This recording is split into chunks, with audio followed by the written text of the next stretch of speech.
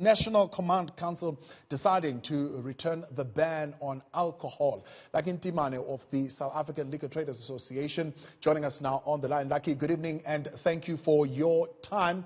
In order to preserve bed capacity, the National Command Council has decided that the ban on liquor returns with immediate effect. What's your reaction? Good evening, Babu Joli, and good evening to your viewers. We were extremely disappointed. I mean, we are gutted. We have reached out to government, to find a solution that will be, acceptable to both parties, that will preserve the lives of our people, and also ensure that economic activity of our taverns is not compromised at all. And the government just decided to ignore us and went ahead and made a decision without even acknowledging our reaching out to them. So we are extremely disappointed. It seems that, being a taverner in South Africa is a crime. So maybe the best way for our members to make money is to consider being, taxi drivers now, because those are allowed to load 100%. There is no problem. But when it comes to taverns, we are being asked to close again. It's really unacceptable. What did you present to strengthen your case for the continuing of the sales, disbursements and distribution of alcohol, of course, the National Command Council now wants to strengthen, particularly enforcement, seeing the spike in numbers? Our members have actually invested their own money, in ensuring that they prepare their places of trade to comply with COVID-19 regulations. The 1.5 meter distancing, masks, sanitizers. And of course, we are thankful as well to all the liquor manufacturers that came on board, Distel, SAB, and Heineken as well, to support us in that regard. So we were under the impression all along that, we are on the right track with government, just only to find out tonight that we actually, in this partnership that we've been proposing with government, we're actually the only ones in that partnership, but government wasn't prepared to walk this road with us. But like clearly you could not present anything to the National Command Council to counter the clear evidence. The president saying there is now clear evidence that the resumption of alcohol sale has resulted in substantial pressure being put on hospital. There is nothing that you presented, that you put on the table to counter that, hence the decision that they took. Actually, we have presented something to government. We've been engaging with the DTIC as well as the presidency, and they have our document. We have submitted a detailed plan as the overall liquor industry and also as taverners to say to government, we want to partner with you. We want to be social partners in the fight against COVID-19. Like we have always said, we are citizens before we are business people.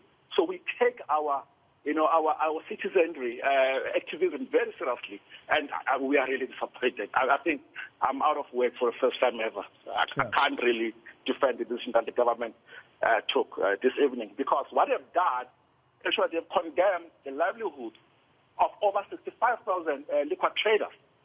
One will even be tempted to think that maybe those graves that were dug in Gauteng were meant just to bury all these livelihoods. 1 million livelihoods at stake now because of this decision.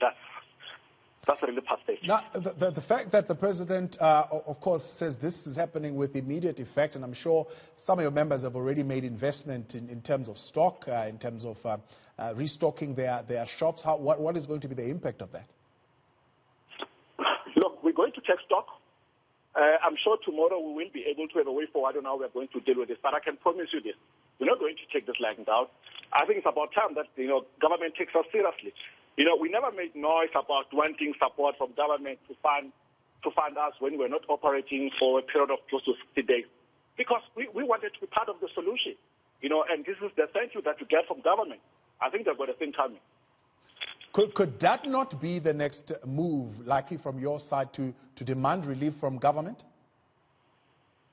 It's one of the options, but we honestly do not take kind to their behavior. We always told that this is a listening government. I think maybe it's a listening government to a particular sector, but not taverns. And we've always said that, taverns are not seen as proper businesses. And let me tell you, taverns are the only real black-owned businesses in the township in South Africa. If you look at the starter shops, they're not owned by black South Africans. So this is the engine of the township economy that the government has decided in just one single voice to bury. But why would you take it as a personal attack on the liquor industry? I mean, it's a scientific-driven intervention to curb the spread of trauma cases and trauma admissions that we are seeing because of the opening of the sale of alcohol. Julie, with due respect, any scientific evidence must be backed up by numbers. We have not seen any data. We have not seen any numbers to back up what the president says is the scientific evidence to support his statement. We are yet to see that. If we were to be shown those numbers that led to him making this decision that he made tonight, then maybe we can look at things differently. But for now, we're not convinced. So the last time I spoke to you, we had a study that was done by the University of Cape Town that showed that 34,000 admissions were being seen a week since the opening of the sale of alcohol. Are those numbers not satisfactory to you? No, they are not satisfactory because it seems like the alcohol is a scapegoat for government. You know, we are being blamed for decisions that the government is failing to make in dealing with COVID-19.